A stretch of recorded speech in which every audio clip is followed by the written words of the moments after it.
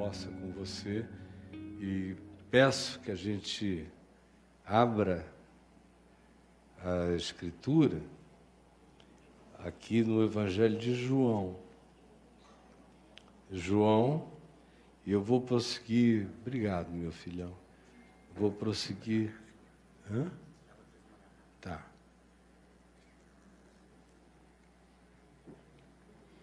Vou prosseguir o que eu estava dizendo de manhã,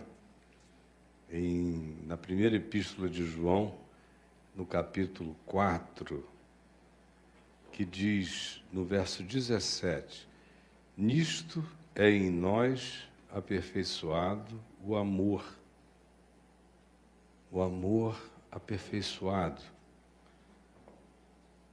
para que no dia do juízo, o dia da crise, mantenhamos, não percamos a confiança, pois segundo Ele é, também nós somos neste mundo. Sinal do Evangelho, mais do que sinal do Evangelho como texto. O Evangelho não é um texto. O texto do Evangelho é uma narrativa sobre a encarnação, sobre Deus feito carne em Jesus. O Evangelho só existiu quando a Boa Nova eclodiu. E a Boa Nova eclodiu ante os sentidos humanos quando Jesus abriu a boca para que todos começassem a ouvir acerca da certeza do amor de Deus por toda a criatura humana que se manifestava naquele ato de Deus ter se tornado um de nós. A primeira narrativa escrita dessa história, desse fato, que é o Evangelho, Jesus é o Evangelho. Jesus é a Boa Nova. Não é o que se diz nem o que se interpreta acerca dele. A Boa Nova acontece quando Deus se encarna. A narrativa vem bem depois.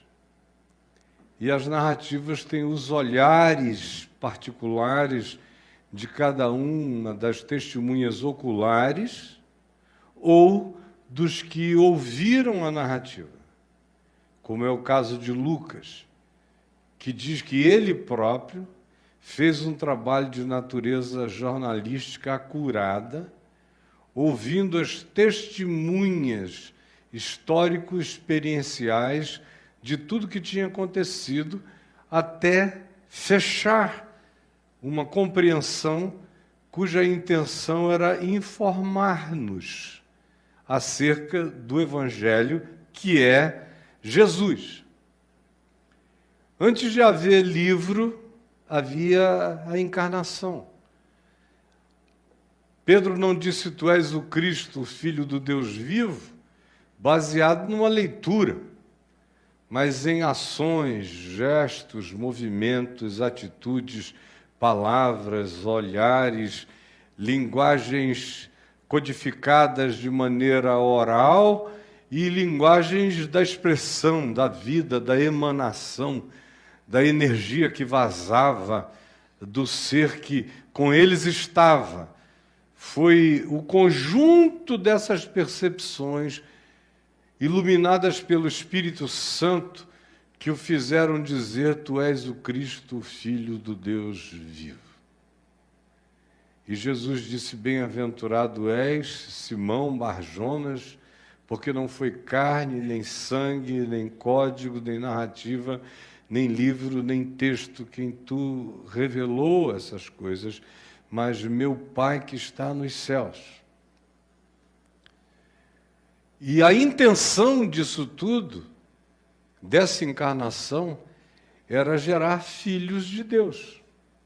lúcidos, conscientes de si mesmos e conscientes de quem eles eram em Deus e para a vida, e uns para os outros e para o mundo. Por isso aqui se diz: pois segundo Ele é, também nós somos neste mundo. A intenção divina é a reprodução de Jesuses. É fazer com que o Evangelho não seja apenas uma sinalização aqui, outra ali. O Evangelho se transforme em milhões, em bilhões de encarnações, de gente virando Cristo no mundo. Segundo Ele é, conforme Ele é, também nós somos neste mundo, cada um de nós. O chamado, a vocação, como Paulo diz, é nos tornarmos como Ele é. Todos os dias, a minha conclusão, a minha decisão tem que ser essa, de que Maria fique grávida, que essa gravidez cresça e eu seja o ente que nasça. Todo dia vivendo o processo dessa gestação que vai me tornando, como Paulo diz, semelhante ao Filho de Deus. E isso só acontece se eu imito o meu Pai que está nos céus, como Jesus disse, que faz o sol nascer sobre maus e bons e vir chuvas, graças naturais, sobre justos e injustos. Se eu manifesto isso, Jesus diz, vocês são como o Pai Celeste. Se eu não manifesto isso, eu me diferencio do meu Pai Celeste. E o que é que pode me assemelhar crescentemente ao meu Pai Celeste? O que pode me fazer tornar-me uma boa nova, um evangelho? Paulo diz que os que creem em Jesus eram cartas vivas. Ele próprio, mais do que as cartas que escreveu, ele foi a carta na qual ele se tornou e em razão da qual ele cresceu. Cresceu na direção das cartas que ele próprio escreveu. As cartas às vezes eram maiores, mais profundas do que o que ele tinha alcançado. Outras vezes ele ia para além do que ele próprio já tinha escrito. E algumas outras ocasiões, ele discernia coisas que não cabiam nos códigos que podem ser usados como escritura, que só podiam ser usados como experiência, a ponto dele dizer, eu ouvi palavras inefáveis às quais não é lícito aos homens referir. Porque estava para além do código. Era um evangelho incomunicável. E o objetivo do nosso crescimento em Deus, em Cristo, como evangelhos vivos, é atingirmos e transcendermos o nível da própria comunicação de códigos de palavras. Até mesmo da própria linguagem dos nossos gestos e movimentos. São coisas que estão para além da referência e da comunicação. Como aconteceu com meu pai, por exemplo, que uns 10 anos antes de partir para o Senhor, estava só na floresta, sem a companhia da minha mãe ou de quem quer que fosse, e ele disse que se encheu de tanto louvor, de adoração, sozinho na solidão da floresta amazônica. E aí, de repente, aconteceu algo com ele que ele não voltou e não conseguia contar. A mamãe me ligou e disse: aconteceu algo estranho com seu pai. Ele: vem aqui. E eu fui lá. E fomos para a floresta. E eu falei: pai, me conta. Isso já 3 meses depois. E ele disse: eu não tenho como, meu filho. E começou a chorar, chorar, chorar. Eu insisti no primeiro dia, no segundo dia, no terceiro dia. Até que no terceiro dia, à noitinha, ele falou: eu vou tentar te dizer. Sabe aquilo que aconteceu com Paulo? Eu falei: o que, pai? Lá em 2 Coríntios, no capítulo 12, quando ele disse que há 14 anos ele conhecia um determinado homem em Cristo que tinha sido levado ao paraíso. Eu falei: sim, eu sei. Ele disse: foi o que aconteceu comigo. E o nosso irmão Paulo estava errado. Eu falei: como ele estava errado? Ele disse: ele não usou bem as palavras. Ele voltou dizendo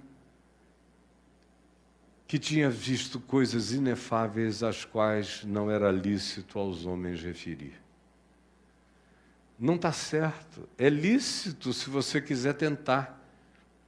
O problema não é esse. É que é irreferível. Não dá para descrever. Por isso, não é lícito para você não macular o que é eterno e imaculável. E eu paro por aqui. Eu também não vou te dizer nada. Vai chegar a tua hora de ver. E aí, nessa hora, você vai ver a incomunicabilidade da grandeza dessa glória de Deus. No amor, nisto consiste, nisto é em nós aperfeiçoado o amor, para que no dia do juízo tenhamos confiança. Pois, segundo Ele é, também nós somos neste mundo. Eu estou aqui para crescer e me tornar um Jesusinho até onde eu possa ir. Esquecendo-me das coisas que para trás ficam, avançando para aquelas que diante de mim estão, eu prossigo para o alvo, para o prêmio da soberana vocação em Cristo Jesus, que é tornar-me como Ele, ser herdeiro dele, ter a semelhança dele, porque vê-lo-emos como ele é, e tornar-nos-emos à sua imagem absoluta, à sua plenitude. Em Cristo eu já sou Cristo assentado nas regiões celestiais, nele, para que no processo humano eu cresça e me aperfeiçoe no amor. Porque só o amor de Deus produz Jesuses neste mundo. Nada mais realiza isso. Fazer com que nós nos tornemos como Ele neste mundo. Ontem, alguém me perguntou, hoje, em algum lugar, se... Foi o Arnaldo que me perguntou, me disse: o senhor já deve ter sido muito ameaçado de morte. Foi no carro. E eu disse, a Adriana confirmou: um monte de vezes. E eu fui. Não dá para você viver Jesus e não ser ameaçado de morte o tempo todo. E tanto mais quanto visceral seja a sua vida nele, mais perigoso você se torna no planeta. Eu já fui ameaçado por todos os comandos que você imagine e queira, em modos, e religião, e religiosos, e fanáticos, avisos para eu não ir a determinados lugares que eu ia ser executado. Eu fui a todos. Em alguns lugares havia os executores escondidos com armas apontadas na minha cabeça. No dia seguinte, é que eu fiquei sabendo que eles estiveram ali a noite inteira para me matar e não conseguiram, porque lhes bateu um temor e um tremor enorme no coração. No dia da crise, no dia do juízo, no dia em que as coisas ou são ou não são, nós tenhamos confiança. Como meu pai, 4 meses antes de partir, cego, tomando o cafezinho dele, também gostava de molhar o pão no café. De vez em quando eu dou uma molhadinha também, só para lembrar do papai e da mamãe, que adoravam fazer assim. E é maravilhoso. E aí, ele cego no café da manhã com a minha mãe adiante dele, ela via tudo, e ele tomando o mingau dele. A papinha, ó, se vocês se afastarem daí, ajuda a não apagar aqui. Isso, dão umas encostadas, aí apaga. E o que aconteceu é que o motorista, o moço que dirigia para ele, estava lá, sentado, muito falante, falava alto, extravagante, e papai acostumado com aquilo. De repente, entram outras vozes no diálogo. E ele falou, deve ser o pastor Rai, que morava na casa da frente, que deve ter chegado aqui, devem estar nessa conversa fingindo que estão brigando. E ele continuou tomando a sopa dele lá, o mingauzinho. De repente, ele ouviu a minha mãe dizer, parem com isto em nome de Jesus. Aí ele falou, não, a minha velha não fala, não usa o nome de Jesus em vão. Ele só enxergava nas laterais. Aí ele botou o óculos e deu aquela virada lateral assim, e viu que minha mãe estava sentada ao lado dele, o motorista na frente, 3 homens enormes com armas na mão, apontadas na cabeça de todos eles. Aí ele olhou, e com 80 anos, e disse, na mesma hora, aquele poder de Deus tomou conta de mim, pobres daqueles rapazes. Ele de muleta, bengala, e eu me levantei, ele, à medida em que foi envelhecendo, foi diminuindo, foi ficando mais baixinho, e disse a eles, ninguém tira nada de mim. Pelo contrário, eu espontaneamente o dou. Retirem-se da minha casa. Em nome do Senhor Jesus, saiam. E os rapazes saíram enormes, eram policiais que estavam roubando. Se atropelaram, não conseguiam passar pela porta, caíram um por cima do outro, armas automáticas para lá e para cá, saíram desesperados. Quando chegaram na esquina, vinha passando um carro de polícia e os prendeu, os 3. E aí eu liguei para meu pai, ele não queria que eu soubesse, ele vivia querendo me poupar. Não liga para o Caio Fábio não, coitado, ele vai ficar preocupado lá, daqui a pouco ele vai querer vir aqui, não fala nada não. Mas uma das minhas irmãs me ligou e me contou, eu liguei para ele e falei, e aí, pai, o que aconteceu? Ele falou, não, foram uns rapazes, coitados, eu fico com muita pena desses meninos, vocês vêm fazer isso aqui comigo, é uma coisa muito perigosa, meu filho. Um homem assim, cheio do Espírito de Deus, que não tem medo de nada, é um perigo. Aí eu falei, o que o senhor acha que aconteceu? Ele, pois é a minha curiosidade, eu queria saber quantos eram os que estavam atrás de mim. Eu levantei e senti que uma milícia se levantou comigo. E eu gostaria de encontrar com esses rapazes para dizer, meus filhos, não façam mais assim na vida, é um perigo muito grande assaltar a casa de um homem como eu, é uma coisa horrível, não façam mais isso na vida. Aí eu fico contando essa história aqui, que foi o que aconteceu, não em algum outro lugar do mundo, mas lá na casa dos meus pais. E tem gente que fica achando que o velho deu sorte.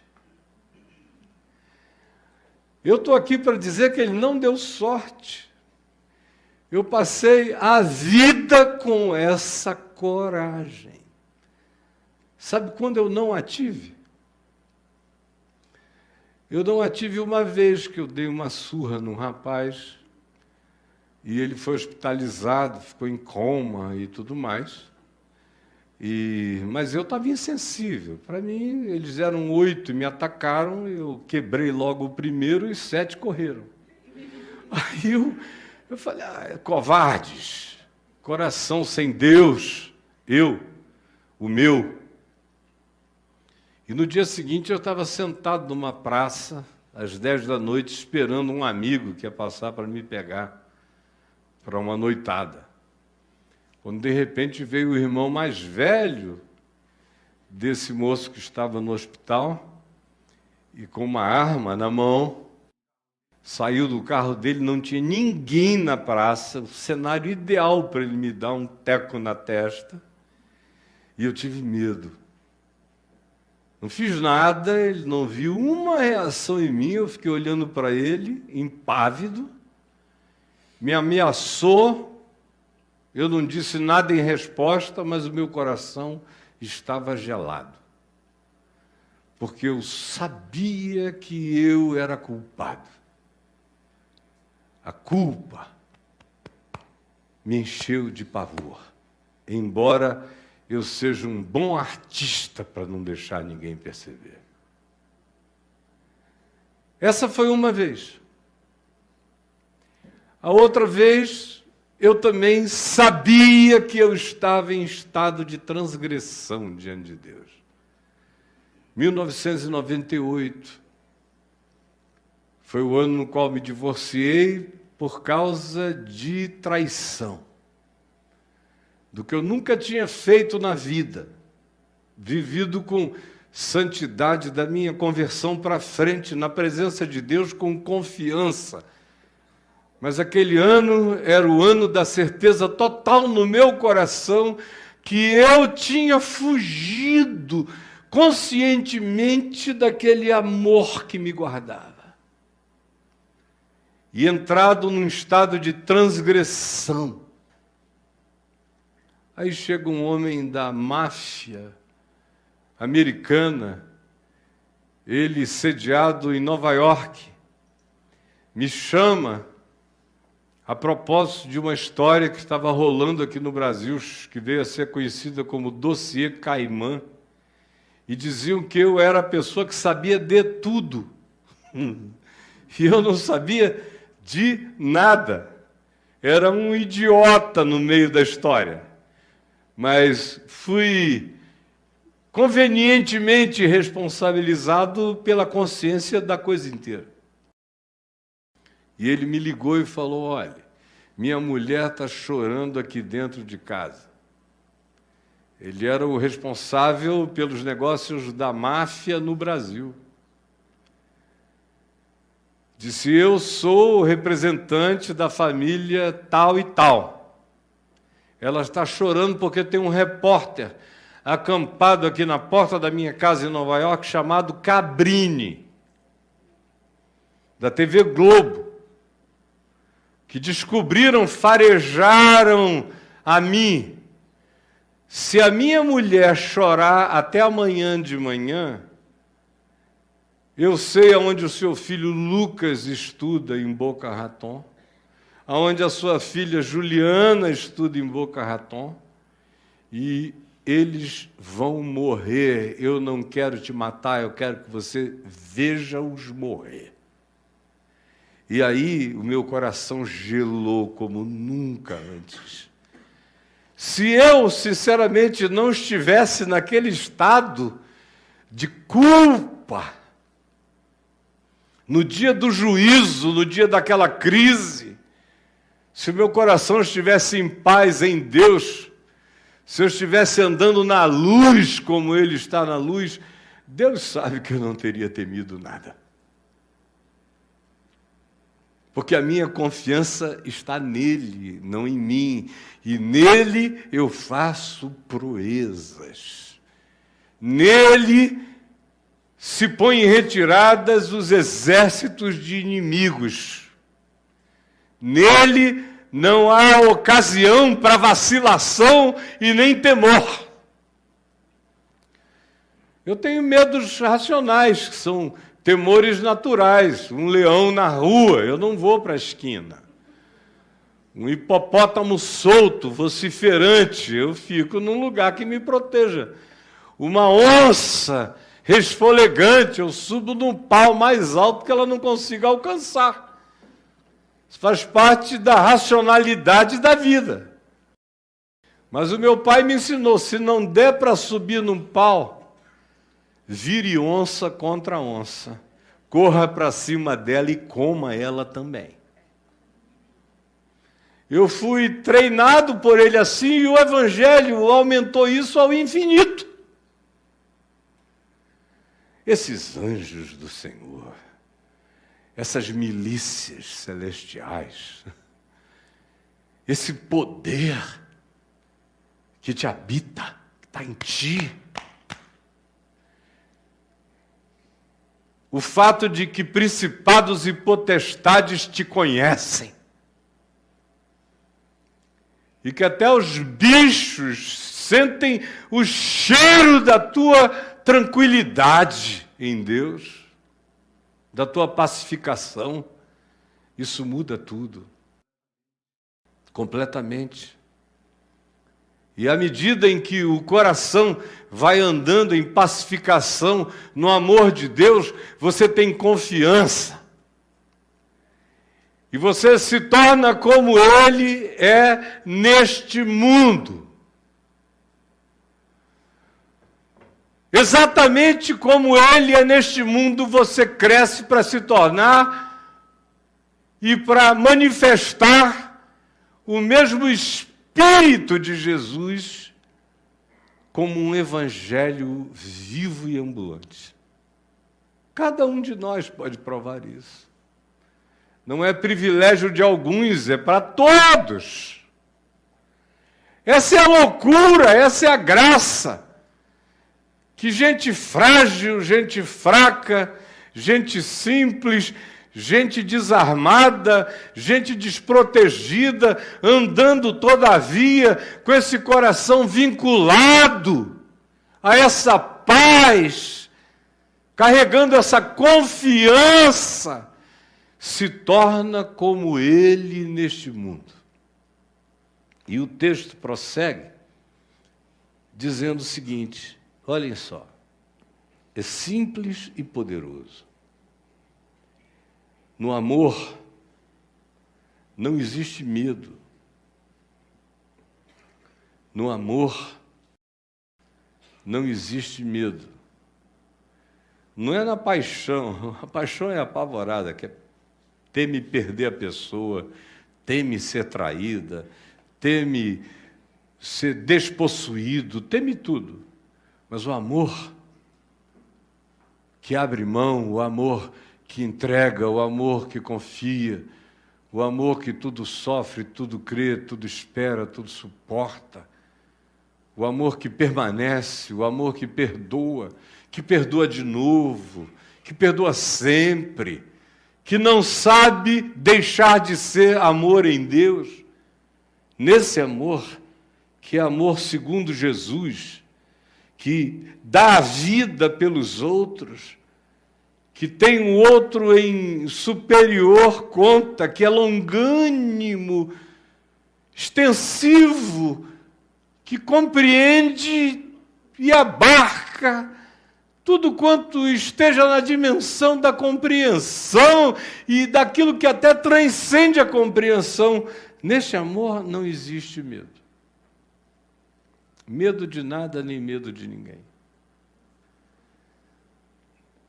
Por isso a gente sabe se a gente ama pelos medos que a gente tem ou a gente não tem. O melhor retratador da realidade ou não do amor em mim é o medo. Um coração cheio de medo não está tomado pelo amor, porque o amor não tem medo. O amor não tem medo da própria execução. Podem vir para te matar, mas o amor não teme. Isso é que é extraordinariamente incompreensível em qualquer psicologia humana. Mas há aqueles que, de fato, provam a realidade dessa confiança, que decorre de uma pacificação profunda em Deus, de você saber que é perdoado, que está perdoado, que anda como um ser perdoado, que não anda em dívidas, conscientes com ninguém, que busca quitar todas as suas dívidas pela manifestação do perdão, da graça e do amor. Esse não teme nada. Quando você vê à volta essa quantidade enorme de gente com síndrome do pânico, o que é que isso nos diz, senão da morte profunda e crescente do amor na Terra? Quanto mais gente em estado de pânico, de fobia de existir, de agonia de ser, tudo isso reflete profundamente o não amor nas pessoas.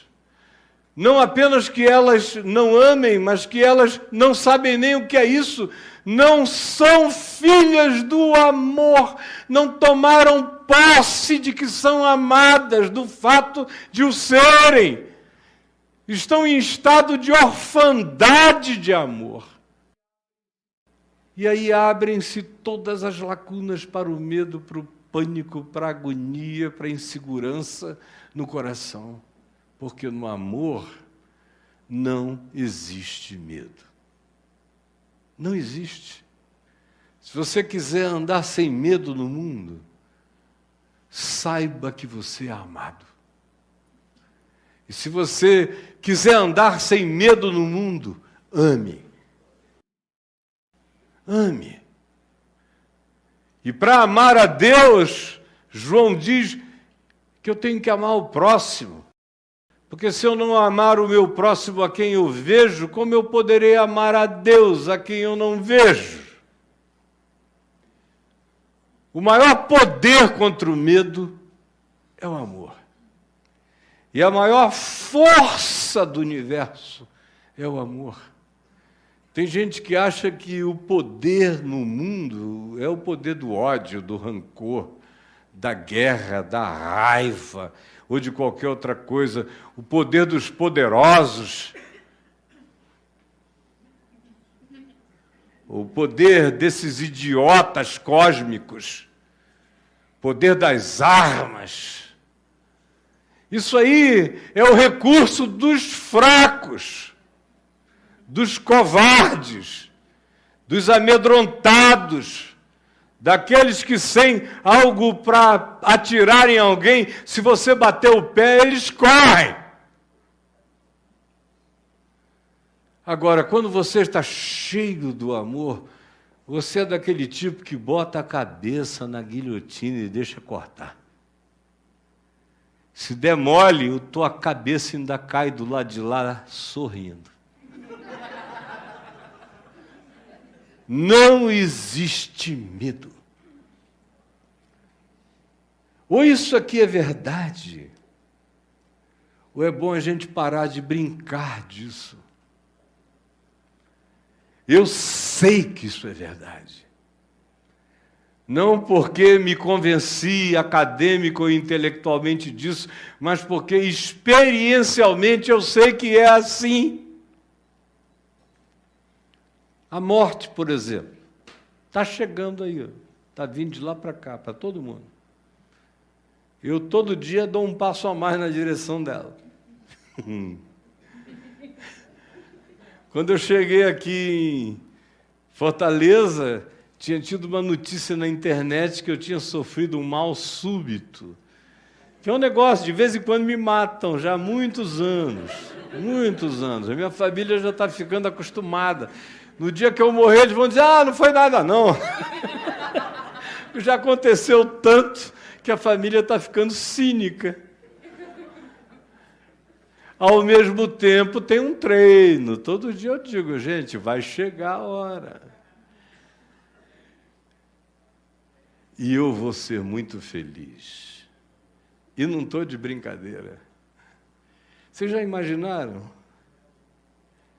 Se eu andasse daqui para ali, chegasse aqui, eu realmente, como outro dia um padre, numa missa, há uns 3 anos atrás, aconteceu com ele pregando uma mensagem, andando no púlpito, caiu morto. Aí todo mundo, meu Deus, que coisa, o padre caiu morto, coitado. Eu não vi nada disso, é o meu sonho de consumo.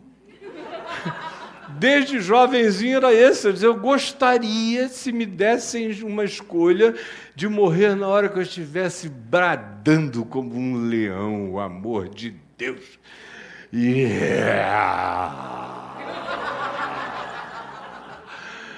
Em glória. Eu sou filho da glória. Estou habitado pela eternidade. Nem morte, nem vida, nem anjos, nem principados, nem potestades, nem poderes, nem altura, nem profundidade, nem qualquer outra criatura pode me separar deste amor em Cristo Jesus, o nosso Senhor. Logo, diz João, é a conclusão, logo, o raciocínio é esse, aquele que teme não foi aperfeiçoado no amor.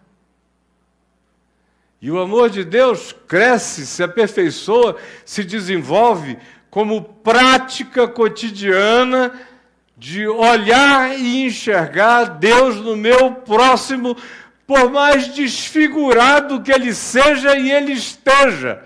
Na prática dessa percepção, se eu vir o meu irmão e abrir para ele o meu coração, cresce em mim o amor de Deus. E como ele é, eu vou me tornando dia a dia nesse mundo. Eu sou um sinal do Evangelho. Nós não precisamos, como eu disse hoje de manhã, fazer uma torre sequer. Nós já somos o equipamento do amor de Deus no mundo.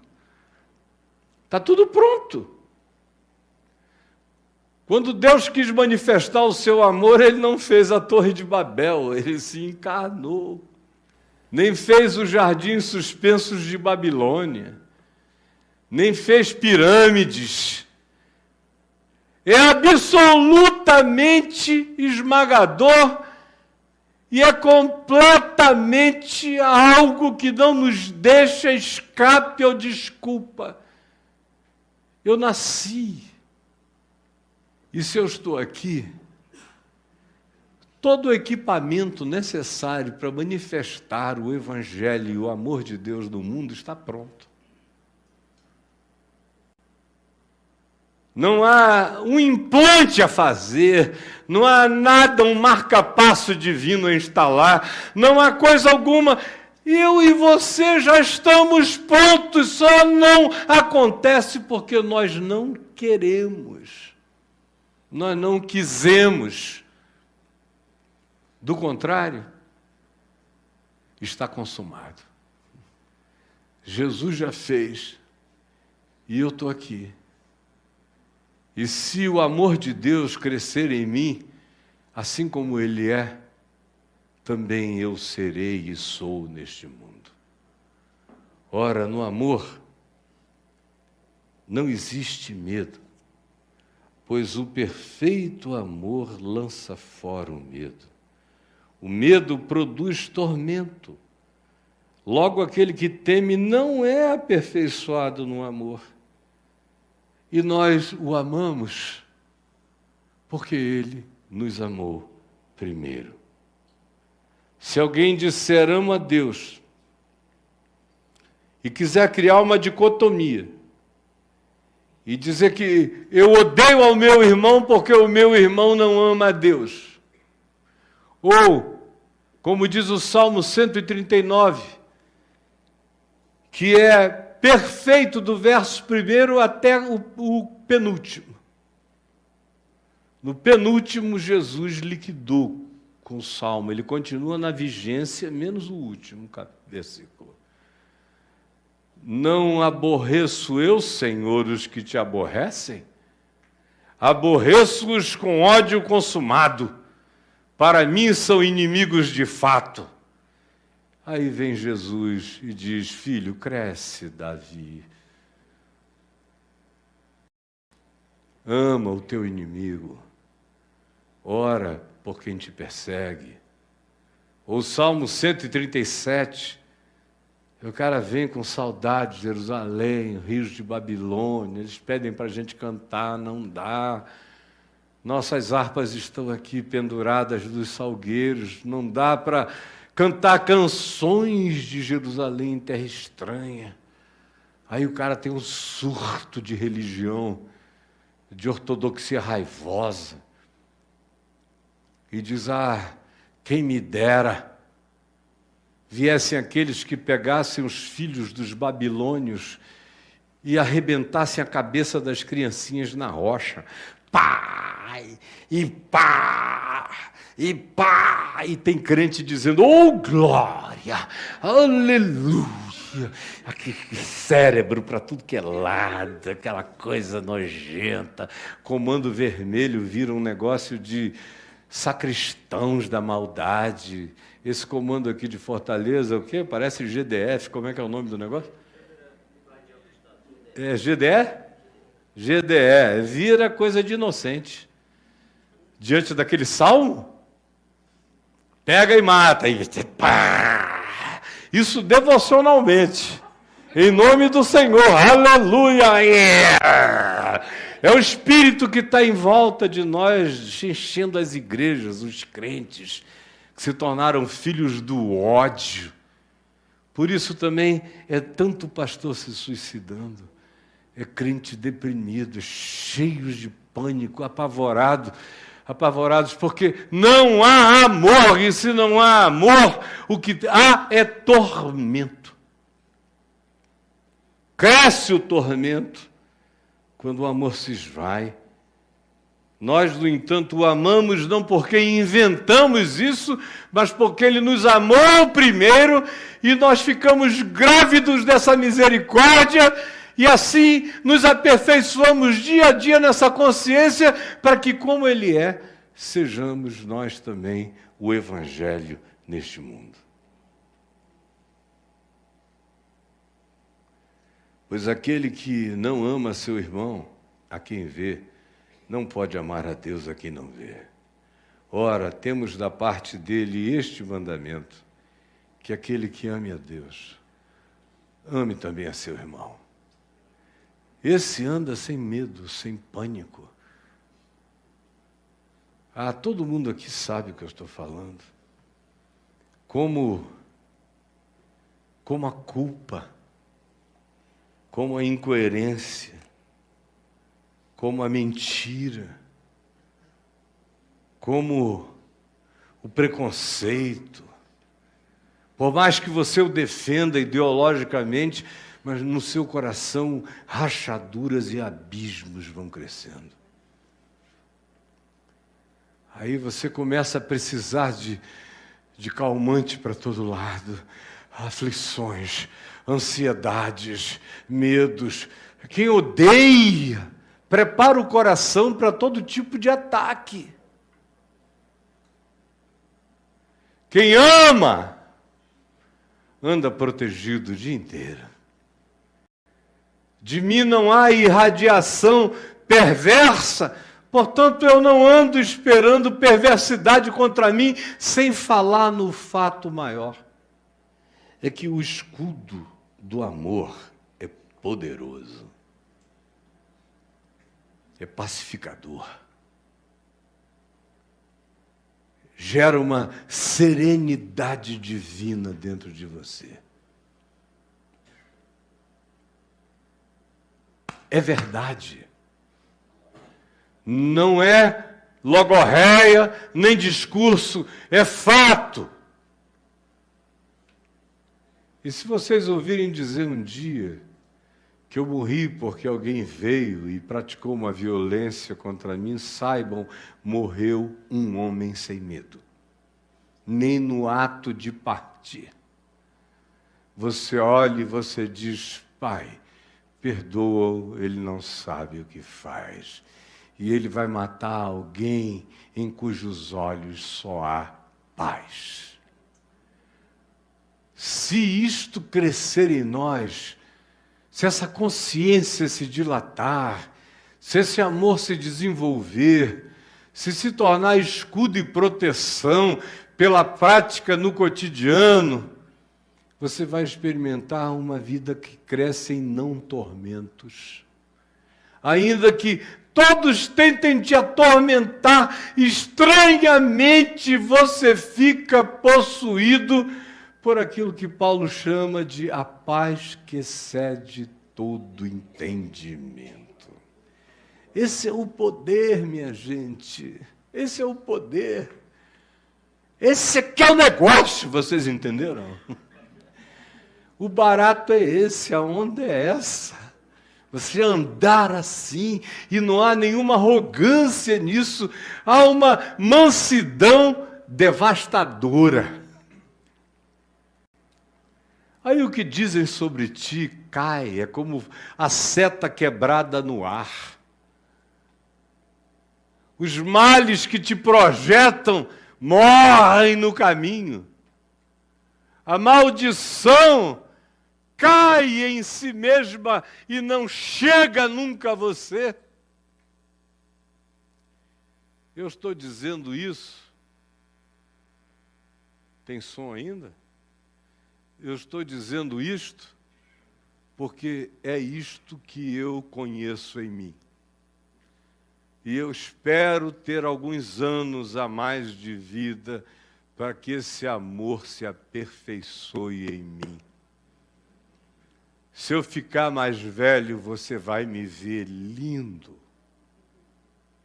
Eu não estou andando para uma velhice feia, eu estou andando para uma velhice sublime, resplandecente, maravilhosa.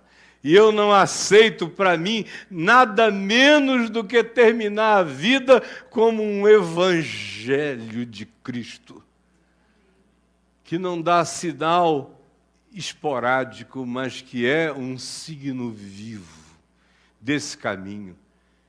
E como eu disse no início, não é algo para alguns, mas é a vocação de todos. Essa é a boa nova, esse é o poder.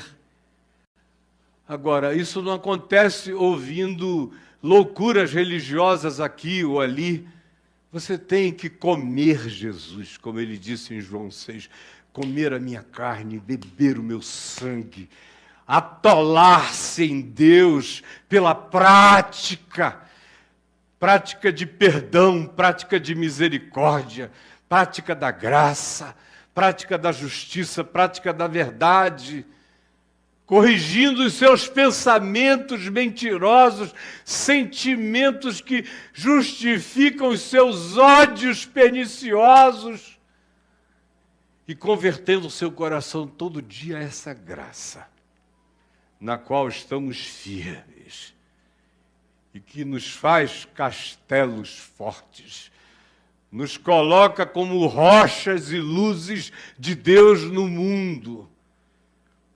E a existência de cada um que assim viva se torna como ele é, cada um se torna nesse mundo. Vocês já imaginaram a revolução disso? Eu fico vendo a vida de um homem como Paulo, um carinha. Aí vem aquela explosão, aquele OVNI divino. Bah! E olha o que aconteceu. Um sujeito. Vocês imaginem um mundo de 5 Paulos, de 10 Paulos, de 12, de alguns. Qualquer um pode ser, não um Paulo, pode ser a si mesmo, cheio do mesmo poder e da mesma transcendência, e da mesma graça e da mesma ousadia, porque Deus não nos deu espírito de covardia, mas de poder, de amor e de moderação. Vamos ficar em pé.